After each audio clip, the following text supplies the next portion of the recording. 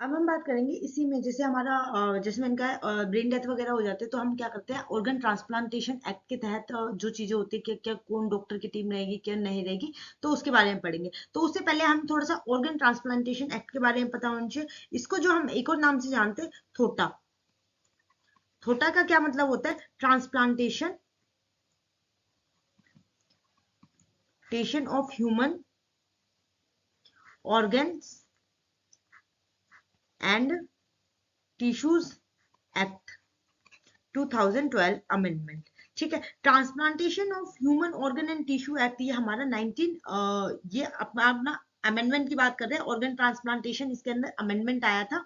ये जो हमारा आया था, ये हमारे जो transplantation of human organ and tissue act जो हमारा बना था 1994 में, हमारा ओरिजिनली एग्जिस्ट हुआ था। जिससे क्या होता है, रेगुलेट कर रहा है ऑर्गन का, जो ऑर्गन हमारा डोनेशन होता है, ऑर्गन डोनेशन एंड ट्रांसप्लांटेशन जो इंडिया के अंदर हो रहा है, उसके रिगार्डिंग ये हमारा बात करता है। ठीक है, इसमें क्या करते हैं, 2012 में जो अमेंडमेंट इंट्रोड्यूस हुआ था, उसने स्ट्रीमलाइन प्रोसेस बताया था, जो प्रिवेंट करेगा ऑर्गन की ट्रैफिकिंग के लिए, और जो प्रमोट करेगा एथिकल, जो एथिक्स के साथ जो ऑर्गन डोनेशन वगैरह करते हैं उसके रिगार्डिंग। तो यह अमेंडमेंट है ये हमारा, ठीक है, अमेंडमेंट। कभी एग्जाम में आ जाए तो ये मत लिखना कि ये हमारा इनेक्टेड जब हुआ था, ये हमारा इनेक्टेड 1994 में हुआ था, जो ऑर्गन डोनेशन या ट्रैफिकिंग वगैरह हो रही है ट्रांसप्लांटेशन के रिगार्डिंग बात करने के लिए। बट अमेंडमेंट में डायरेक्टली बता दिया था कि अमेंडमेंट ने जो इसने प्रोसेस स्ट्रीमलाइन किए थे कि कैसे होगा। तो इसने एक तो बात करी थी ट्रैफिकिंग की रोकने के लिए, जो ऑर्गन की ट्रैफिकिंग होती है उसके रिगार्डिंग, एंड जो प्रमोट करेंगे यहाँ जो एथिकल, एथिक्स के साथ एथिकल या ऑर्गन डोनेशन लोग करते हैं उसके रिगार्डिंग। ठीक है, ये हमारा ऑर्गन ट्रांसप्लांटेशन जो एक्ट है, transplantation of human organs and tissue act 2012। अब इसके कुछ की फीचर्स थे। ठीक है, एग्जाम में यही चीजें पूछी जाती है। की फीचर ये है, ओरिजिनली आपको पता है 1994 का एक्ट है, जिसे ऑर्गन ट्रांसप्लांटेशन के बारे में बात करी थी। 2012 में जो अमेंडमेंट आया था, इसे एक्सपेंड किया था, जो भी हमारा इंक्लूड करेगा टिश्यूज को, सब इसके अंदर आ रहा है। अब ऑर्गन क्या है, ऑर्गन नॉर्मली वही है जो हमारे बॉडी के पार्ट होते हैं, जो कैपेबल होते हैं, जो फंक्शन कर रहे हैं, जैसे कि हमारा हार्ट हो गया, किडनी हो गई, लीवर हो गया।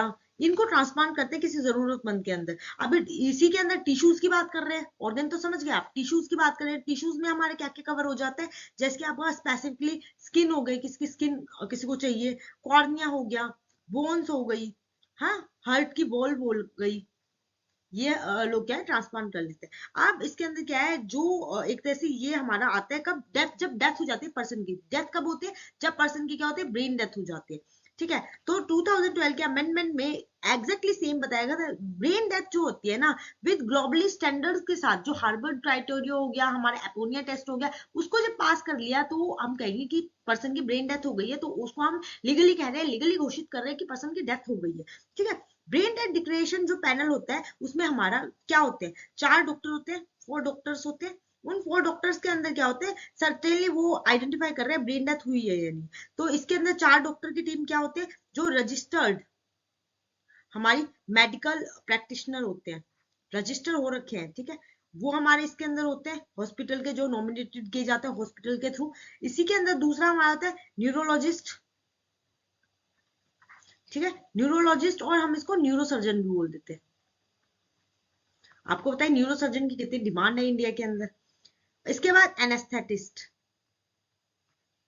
इसके अंदर ऐड होता है, और एक डॉक्टर इंचार्ज होता है, जो कि हमारा हॉस्पिटल का डॉक्टर, डॉक्टर इंचार्ज।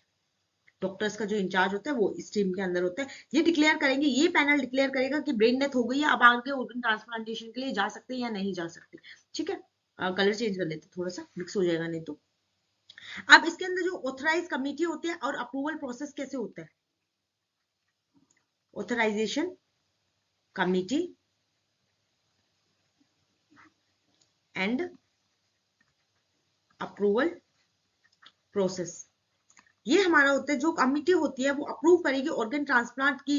ये इन्वॉल्व है अनरिलेटेड टू डोनर और रिलेटेड टू डोनर, वो करेगी हाँ जरूरत है या नहीं है, कि यूज होगा या नहीं होगा, क्या फैमिली ने परमिशन दी है या नहीं है, ये सारी चीजें देख के। ठीक है, इसके अंदर भी कोई भी कमर्शियल डीलिंग नहीं होती, कि कोई भी आके कह देगा जो एट अ टाइम आया उनको चाहिए।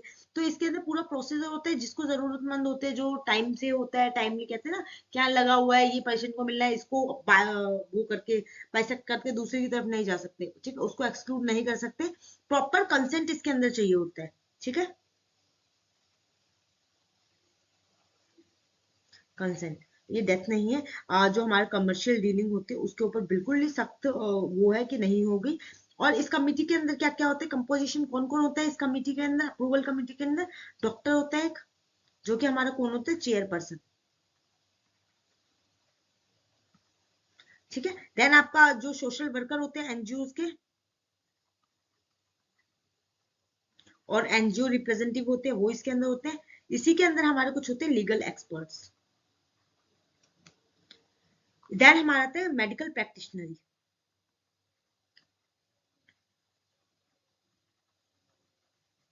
ठीक है। जो मेडिकल प्रैक्टिशनरी होता है जिसके पास एटलीस्ट 5 साल का हमारा एक्सपीरियंस होगा, उसे हम मेडिकली प्रैक्टिशनरी बोलेंगे।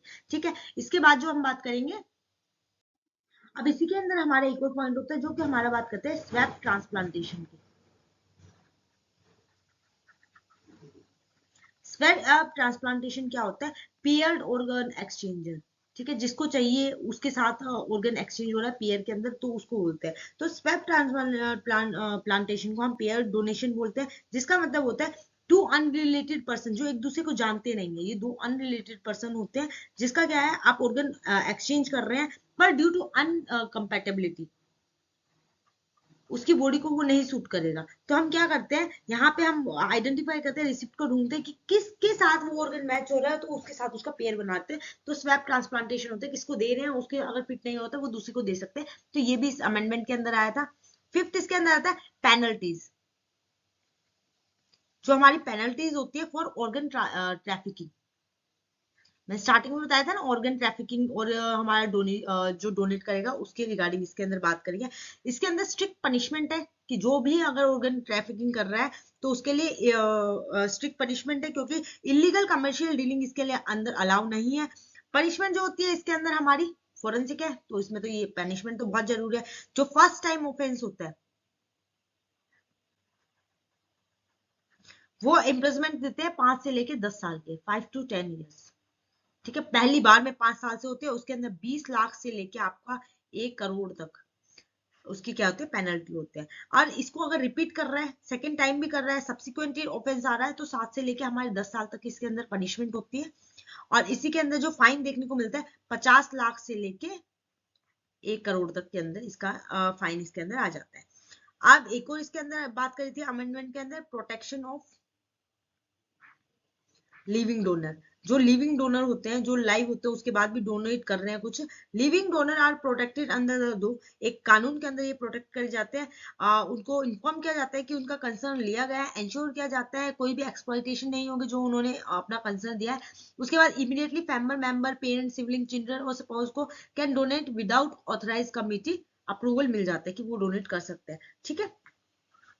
सेवंथ आता है ऑर्गन डोनेशन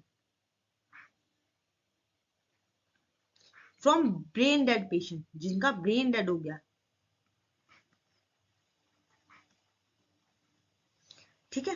2012 के अमेंडमेंट क्या आता है, जो ब्रेन डेड पेशेंट होते हैं उनके लिए मैंडेटरी होता है रिक्वेस्ट प्रोविजन के लिए, हॉस्पिटल को मैंडेटरी रिक्वेस्ट करना पड़ता है फैमिलीज को कि ब्रेन डेड पेशेंट है उसका ऑर्गन हम डोनेशन कर सकते हैं या नहीं। अगर फैमिली उसको रिफ्यूज कर देती है, अगर फैमिली का कोई भी मेंबर उसको रिफ्यूज कर देता है तो उसको नहीं लिया जाता। ठीक है, एक बार रिफ्यूजल आ गया तो उसको नहीं लिया जाएगा, उसको छोड़ दिया जाएगा। इसी के अंदर हमारी बात करते हैं ऑर्गन रजिस्ट्री। ठीक है, ऑर्गन जो डोनर होता है उसकी रजिस्ट्री की जाती है, जो हमारा डोनर होता है उसके बारे में बात कर रहे हैं यहाँ पे। जो ये कहाँ पे होते हैं, इस एक्ट ने मैंडेट करा था, क्रिएट करा था हमारा नोटो। नोटो क्या है हमारा, national organ and tissue transplant organisation. ठीक है, ये अपना इसका रिकॉर्ड रहता है, मेंटेन करता है नेशनल ऑर्गन डोनर की रजिस्ट्री को, ट्रांसपेरेंसी रखता है एंड फेयर ऑर्गन एलोकेशन करता है फेयरली। सारी चीजें ट्रांसपेरेंट चीजें चल रही है इसके अंदर, नोटो के अंदर ट्रांसपेरेंसी है, सबको पता होगा, फेयरली ऑर्गन का हम डिस्ट्रीब्यूशन करते हैं। और इसी के तहत नोटो तो हमारे नेशनल लेवल पे हो गया। ठीक है, नोटो नेशनल है। ऐसे ही हमारा एक सोटो होता है, सोटो हमारा स्टेट लेवल रजिस्ट्री होती है। ठीक है, और इसी के साथ हमारा एक होता है रोटो। रोटो हमारे लिए क्या हो गया, आरसी रीजनल लेवल की जो रजिस्ट्री होती है वो इसके अंदर होती है। ठीक है, अब इसके अंदर इंक्रीज कर दिए जाते हैं पेनल्टीज वगैरह नॉन कॉम्प्लायंसेस के लिए।